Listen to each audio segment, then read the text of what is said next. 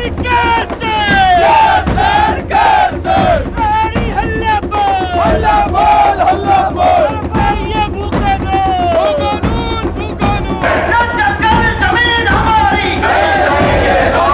है बेचा किसने खरीदा, पूछती है जनता सवाल ये सीधा। छुट भैया आते हैं लेकर के फीता, टेढ़ी है चाल इनकी सर्वे है सीधा। नमस्कार, बारामासा में आप लोगों का स्वागत है। पहाड़ के सपनों की राजधानी गैरसैंण में अभी हम लोग हैं। 1 सितंबर की पूर्व संध्या है और आप तमाम पीछे प्रदर्शनकारियों को देख रहे हैं। गैरसैंण में भू कानून की मांग लगातार तेज हो रही है। कल खटीमा गोलीकांड की बरसी है और उस मौके पर यहाँ पर एक बड़ी रैली का आयोजन किया गया है। मोहित जो है संघर्ष समिति से जुड़े हैं, उसके संयोजक हैं, उनसे बातचीत की शुरुआत करते हैं। मोहित, कितनी उम्मीद है कि लोग धीरे धीरे पहले के मुकाबले गैरसैंण की मांग को लेकर, आप देख रहे हैं कि उस पे जनता की एक राय और उस पे लोगों का एक साथ आना बढ़ता जा रहा है, वो ट्रेंड आप महसूस कर रहे हैं क्या? देखिए, गैरसैंण में जो कल महारैली होने जा रही है, ऐतिहासिक महारैली होने जा रही है। हमारे उत्तराखंड के विभिन्न हिस्सों से लोग गैरसैंण पहुंच गए हैं। कल गैरसैंण के आसपास के क्षेत्रों से भारी संख्या में हमारी मातृशक्ति, हमारे युवा साथी, हमारे पूर्व सैनिक, तमाम उत्तराखंड के गाँव में रहने वाले लोग हमारे इस महारैली का हिस्सा बनने के लिए पहुंच रहे हैं। एक तरह से मैं कहूँगा एक बड़े आंदोलन का आगाज गैरसैंण से होने जा रहा है और लोगों की दर्द भी इतने सालों में 24 वर्षों बाद राज्य बनने के बाद भी उन्हें अपनी स्थायी राजधानी आज तक नहीं मिल पाई है। उन्हें मजबूत भू कानून अपने राज्य में नहीं मिल पाया। मूल निवासियों को उनके अधिकार अपने राज्य में नहीं मिल पाए हैं। ये तमाम जो पीड़ा है उसको लेकर लोग कल सड़कों पर उतरने जा रहे हैं और मैं समझता हूँ गैरसैंण में उत्तराखंड राज्य बनने के बाद ऐतिहासिक रैली होगी। हजारों हजार लोग कल, बच्चे, बूढ़े, महिलाएं, युवा सड़कों पर होंगे और एक नई क्रांति का आगाज उत्तराखंड में होने जा रहा है, मुझे पूरा भरोसा है। और ये बहुत अच्छा एक ट्रेंड जो देखने को मिल रहा है कि यूथ जो है वो उसका पार्टिसिपेशन बहुत ज़्यादा है। जहाँ पिछले कुछ समय में हम लोग देखते थे कि जब भी ये बात होती थी गैरसैंण को लेकर के, राजधानी को लेकर के, तो कई तरह के तर्क सामने रख दिए जाते थे। उन तर्कों में एक बड़ा तर्क ये आता था कि अब बहुत खर्चा कर दिया गया है, अब देहरादून में बहुत खर्चा किया जा चुका है, और इस तरह के तर्कों से पूरा डिस्कोर्स जो है वो डाइवर्ट होता था। लेकिन आप भी मोहित ये नोटिस कर रहे हैं कि जो यूथ है वो अब लॉजिकली इस बात को समझने लगा है, आगे बढ़ाने लगा है कि नहीं, गैरसैंण से कम कुछ मंजूर नहीं, आप लेके जाइए राजधानी। और ये जो तर्क, जो पहले तर्क बल्कि इनको कुतर्क कहा जाएगा कि एक तो आपने गलत जगह पैसा लगा दिया और अब उसी को आप अपनी गलती को सही ठहराने के लिए कह रहे हैं कि अब देहरादून में खर्चा हो गया। इस तरह के तर्कों को अब मतलब यूथ पहचान रहा है कि ये डिस्कोर्स को भड़काने वाले हैं और समर्थन में आ रहा है। देखिए, उत्तराखंड जब आंदोलन के पीछे एक मूल अवधारणा ये भी थी कि पहाड़ी राज्य हमारा बनेगा। पहाड़ी राज्य होगा तो पहाड़ी राज्य की राजधानी पहाड़ में ही होगी और उसका केंद्र बिंदु गैरसैंण रहा है। अब आप देखिए, कौशिक समिति की रिपोर्ट ने भी इस बात को पुष्टि की है कि गैरसैंण उपयुक्त जगह है जहाँ पे राजधानी बनाई जा सकती है। तमाम सर्वे भी हुए इस मामले में, सभी ने इस बारे में रिपोर्ट दी है कि गैरसैंण सबसे उपयुक्त जगह है। लेकिन हर बार हमारी सरकारों ने गैरसैंण राजधानी के मुद्दे को लेकर गंभीरता नहीं दिखाई है। और आप आज देखिए, ग्रीष्मकालीन राजधानी घोषित कर दी गई है और साल भर में 2-3 दिन का यहाँ पे पिकनिक होता है, सैर सपाटा होता है और करोड़ों रुपए के वारे न्यारे होते हैं। उसके बाद हमारे विधायक यहाँ से निकल जाते हैं और कभी कहते हैं कि सत्र के नाम पे हमें ठंड लगती है। इस तरह की बातें हमारे विधायकों द्वारा कही जाती है। हमारे लोगों के साथ बहुत बड़ा धोखा हुआ है, छल हुआ है। अगर पहाड़ की राजधानी पहाड़ में होती तो कहीं ना कहीं पहाड़ी क्षेत्रों का विकास होता है। हमारे यहाँ स्वास्थ्य सेवाएं बेहतर होती, रोजगार यहाँ के लोगों को मिलता है, एजुकेशन सिस्टम सुधरता, तमाम तरह की सुविधाएं हमारे पहाड़ी लोगों को मिलती, हमारे पहाड़ी क्षेत्र में रहने वाले लोगों को मिलती। आज जो पलायन हो रहा है, तमाम तरह की असुविधाएं, कठिनाइयाँ हैं, उसके पीछे एक बड़ा रीजन यह भी है कि हमारी राजधानी केंद्र बिंदु जो हमारी पहाड़ की है गैरसैंण में नहीं है और हमारी सरकारों ने हर बार ठगा है। बारी बारी से राष्ट्रीय पार्टियों की सरकारें यहाँ पे रही हैं, हर बार उन्होंने यही कहा कि हम गैरसैंण को स्थायी राजधानी बनाएंगे, लेकिन हर बार धोखा दिया गया है। और ये एक तरह से जनता इस बात को समझने लगी है कि सरकार उनके साथ बहुत बड़ा छल कर रही है। यही वजह है कि आज देखिए लोग फिर से एक बार इन मुद्दों को लेकर सड़कों पर हैं और जनता ने ठान लिया है ये लड़ाई अब तभी तक चलती रहेगी, तभी समाप्त होगी जब सरकार इन मुद्दों पर काम करेगी और विधानसभा में इन तमाम सवालों के हल निकाले जाएंगे। और ये अभी कुछ ही दिनों पहले विधानसभा का सत्र निपटा है जो कि 3 दिन के लिए यहाँ पर हुआ था और वो इस चक्कर में ज़्यादा चर्चित रहा कि सरकार, यूँ तो हमारी सरकारें, हमारे विधायक गैरसैंण आने को तैयार नहीं होते, लेकिन इस बार पहुँचे और मोटिवेटेड थे क्योंकि उनके पास बहाना था अपनी तनख्वाहें बढ़ाने का। मोहित के विचार आपने सुने, संयोजक हैं भू कानून संघर्ष समिति के। उनके साथ ही हम बाकी लोगों के विचार भी आप तक पहुंचाएंगे। और गैरसैंण के लिए अगर किसी को कन्फ्यूजन हो तो हमारे बहुत सारे मुद्दों पर पहाड़ के जिस सबसे बड़े गायक नरेंद्र सिंह नेगी ने बहुत कुछ लिखा है। उन्होंने ही गैरसैंण पर एक बहुत सटीक गीत लिखा है, उसका लिंक हम आपको कमेंट बॉक्स में दे देंगे। जिन लोगों ने नहीं सुना होगा वो ज़रूर सुनिएगा कि इसके गैरसैंण के अगेंस्ट जितने तर्क दिए जाते हैं उसको एक बच्चे अच्छे पर्सपेक्टिव में आप समझ सकते हैं। तो आइए आपकी कुछ और लोगों से भी बातचीत करवाते हैं।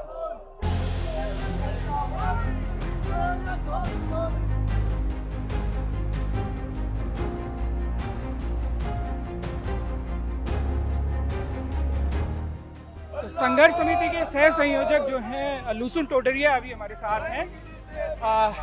लूसन, कितना फर्क देख रहे हो जब से आप लोग भू कानून मूल निवास की जब से बात आपने उठाना शुरू किया है तब से और अभी तक लोगों का जो समर्थन मिल रहा है, क्या आप उसको ऐसे नोटिस कर पा रहे हैं कि उसमें बढ़ोतरी हो रही है? देखिए, समर्थन में लगातार बढ़ोतरी हो रही है। हमने एक चीज़ देखी थी जब 24 तारीख के बाद रैली हुई थी, उसके बाद जब विभिन्न जगहों में, चाहे वो बागेश्वर हो, हल्द्वानी हो, आपका टिहरी हो, आप श्रीनगर हो, लगातार लोगों की भीड़ सड़कों से निकली और सड़कों में आई और घरों से निकली। उसके बाद एक हमने ये चीज़ देखी, जो लोकसभा चुनाव आए थे, जब आचार संहिता लग गई थी तो हम उस समय जो रैली नहीं कर पाए, परंतु लोगों को ये लगा, मतलब बहुत सारों को लगा कि ये आंदोलन खत्म हो गया है। परंतु जैसे ही लोकसभा चुनाव खत्म हुए उसके बाद जब आचार संहिता हटी तो गैरसैंण में हमने जो तैयारी करी, लगातार युवाओं का सपोर्ट मिला ऑनलाइन, क्योंकि जब सड़कों में उस समय आंदोलन नहीं हो रहा था, लगातार जो उत्तराखंड की जनता है वो अपने सोशल मीडिया के माध्यम से, वीडियो के माध्यम से भू कानून मूल निवास की मांग कर रही थी।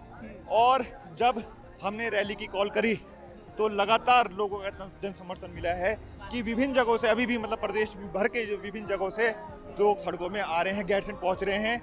और ये जो मशाल है उत्तराखंड को बचाने की, ये अब जल चुकी है। और जो इस आंदोलन के बाद 2 तरह की चीज़ें हुई, एक जनता का रुख पॉजिटिव रहा, पर वहीं सरकार का रुख बड़ा नेगेटिव रहा।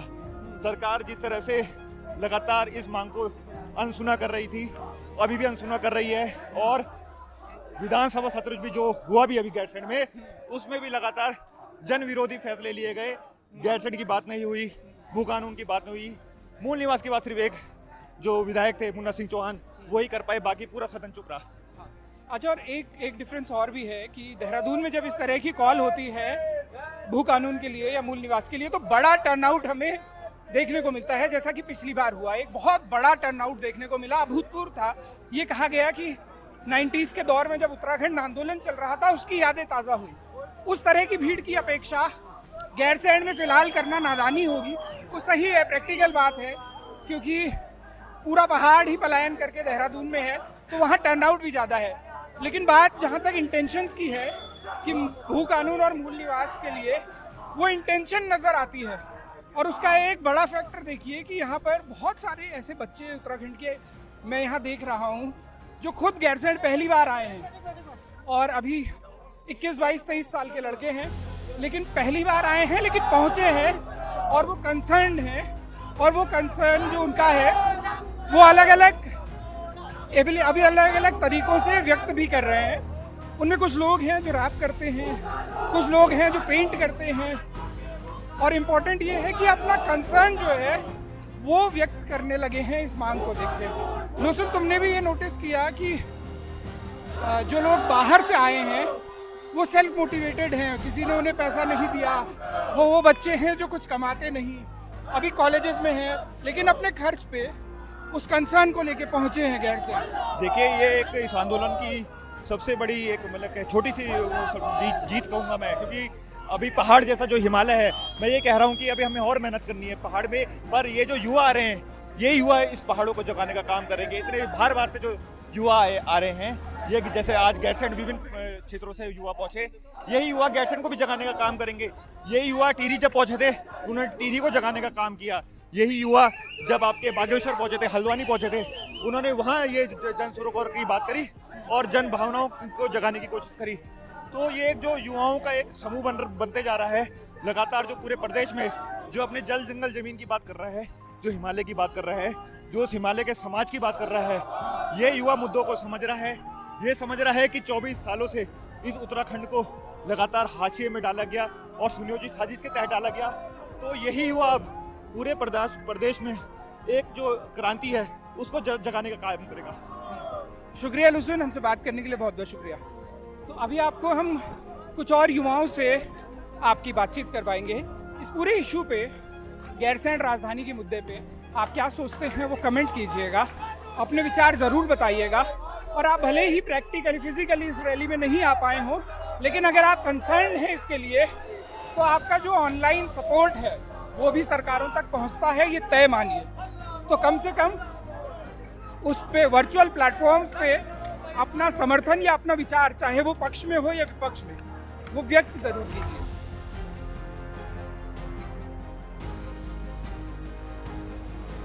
जैसा मैं जिक्र कर रहा था आप लोगों से कि गैरसैंण में बहुत सारे बच्चे, बहुत सारा यूथ, कॉलेज में पढ़ने वाला यूथ, सेल्फ मोटिवेटेड यूथ, खुद को कंसर्न महसूस करता हुआ यूथ यहाँ पहुँचा है, गैरसैंण पहुँचा है।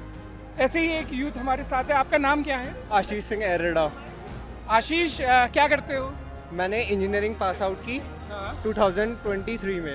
ओके, मैकेनिकल इंजीनियर हूँ मैं। मैकेनिकल इंजीनियर है। कहाँ से पढ़ाई की है आपने? मैंने DIT यूनिवर्सिटी देहरादून से। DIT देहरादून। हाँ। ओके, तो यहाँ गैरसैंण किसके कहने पे, किस सोच के साथ आए हो? सिर्फ हम अपने अस्तित्व, अपनी भूमि, अपनी पितृभूमि बचाने आ रखे हैं। अगर हम जैसे पढ़े लिखे लोग अगर योगदान नहीं देगा तो कौन देगा?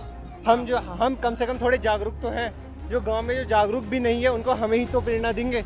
अगर हम जैसे पढ़े लिखे लोग आएंगे तो वो भी तो प्रोत्साहित होंगे हमें देख के। कितने लोग आप लोग साथ में आए? हम 11-12 लोग आ रखे हैं, अलग अलग यूनिवर्सिटी से, अलग अलग जगह से। सब ऋषिकेश के रहने वाले हैं आप लोग? नहीं, हम सब देहरादून, दिल्ली, ऋषिकेश, रामनगर, नैनीताल, अलग अलग जगह से। और ज़्यादातर ये जो दून यूनिवर्सिटी, अच्छा, DIT, उत्तरांचल, हम यहाँ के लड़के हैं, यहाँ के बच्चे हैं। हाँ। ये आशीष, कब से ये फीलिंग हुआ, ये एसोसिएशन कब से महसूस कर रहे हो कि हमें इसके लिए अपनी वॉइसेस को स्ट्रॉन्ग करना है? जब हमने गिरदा को सुना, अच्छा। जब से गिरदा को सुना तब से हम मतलब एक तो पितृभूमि को मतलब दिल से उत्तराखंड के लिए कुछ करना चाहते थे। उसके बाद गिरदा को सुन लिया। उसके बाद गिरदा तो बहुत पहले से रहे हैं और बहुत पहले जा भी चुके हैं, लेकिन आपका उनसे आपकी ज़िंदगी में गिरदा का वो थोड़ा उन दिनों में हुआ जब आप कॉलेज में थे। कैसे हुई? कौन सी गिरदा की क्या रचना सबसे पहले सुनी? चाहे हम नहीं ले सको, चाहे तुम नहीं ले सको, कोई ना कोई ना तालो ये दुनिया दुनी में। अच्छा, और ये जो अभी यहाँ पे है गैरसैंण में होने के पीछे एक बड़ा कारण ये बोला जाता है कि गैरसैंण ही हमारे जो आंदोलनकारी थे उनके सपनों की राजधानी है। आपको ये आइडिया फीजिबल लगता है कि यही राजधानी होनी चाहिए? पहले हमें भू कानून चाहिए, बाद में राजधानी हम कहीं भी सेटल कर सकते हैं। इसमें कोई बड़ी बात नहीं है। बड़ी बात यह है कि पहले भू कानून और हमारी मांगे पूरी होनी चाहिए। अच्छा, और ऊपर से हम सिर्फ यहाँ की नहीं, देहरादून की, हल्द्वानी की, कोटद्वार की, इन रैलियों में भी हमने अपना जोरों शोर से प्रशासन मतलब पार्टिसिपेट किया है हमने। अच्छा, हाँ, थैंक यू सो मच आशीष, बहुत अच्छा लगा आपसे बात करके।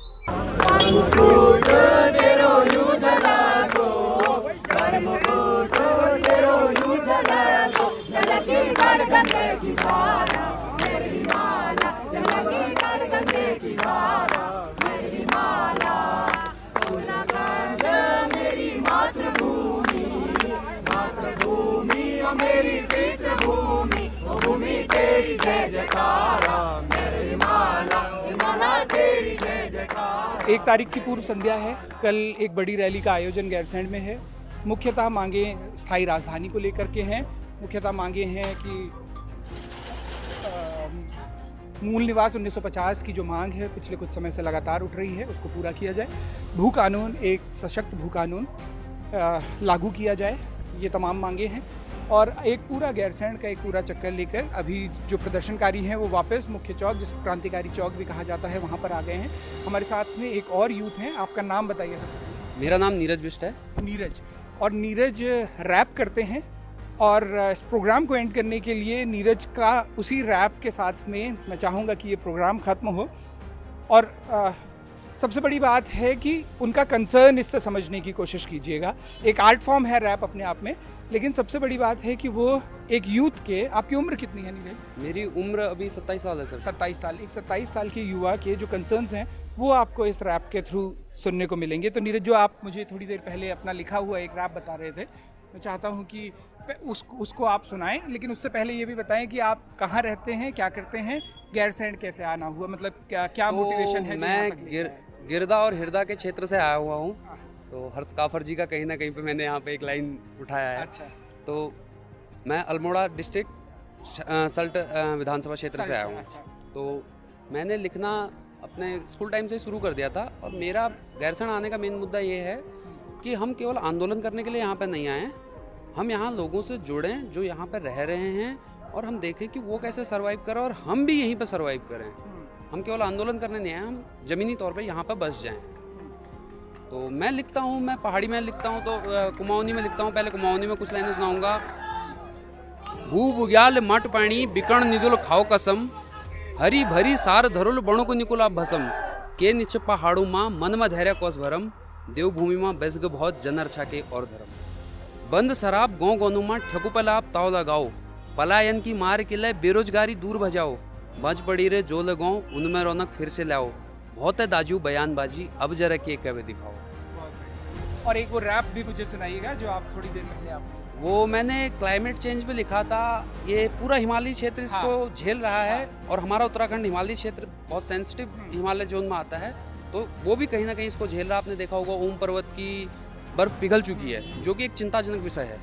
तो उसके लिए मैंने लिखा था, किसने है बेचा किसने खरीदा, पूछती है जनता सवाल ये सीधा, छुट भैया आते हैं लेकर के फीता, टेढ़ी है चाल इनकी सर्वे है सीधा, ये हसदेव का जंगल ये मणिपुर की पीड़ा, उठाया उत्तराखंड भू कानून का बीड़ा, ढह गया फोर्थ पिलर हम पे ही गिरा, काटता है इधर फालतू डिबेट का कीड़ा, मांग रहे हक अपना मत समझो भी किसे, जोशीमठ ढहने लगा करो जरा ठीक से, पहाड़ को छेद कर तो मटका रहे ईंट से, प्रदर्शन है अनशन है प्रशासन भी ढीठ है, क्या क्या कानून इधर क्या क्या प्रावधान, ताक पर रखे नियम पिछू संविधान, गजब का समय है भेजी नेताजी महान, सपनों के भारत को सपनों में ही प्रणाम, वरदान है इनको जो जनता बटी धर्म में, क्षेत्र में जाति में अलग अलग कर्म में, हम भी इनके फैन थे पर आती बड़ी शर्म है, पहाड़ियों का तापमान अब हुआ बड़ा गर्म है। बहुत शुक्रिया नीरज, और बहुत शुभकामनाएं आपको, इसको कंटिन्यू कीजिएगा। और इसमें सबसे इम्पॉर्टेंट है, देखिए कि ये जो कंसर्न है नीरज का, तमाम इम्पॉर्टेंट सवालों को लेके उनको वो रैप के फॉर्म में व्यक्त कर रहे हैं। गैरसैंण से जुड़ी हुई तमाम खबरें हम आप तक पहुंचाते रहेंगे। आपका बहुत बहुत शुक्रिया एक बार फिर से, और बहुत शुभकामनाएं आपको भविष्य के लिए। और आप जैसे यूथ हैं तो हमारे पूरे उत्तराखंड की उम्मीदें भी उतनी ही मजबूत होती हैं। तो हम लोग ये आप तक ये खबरें पहुंचाते रहेंगे, जुड़े रहिएगा 12 बजे से।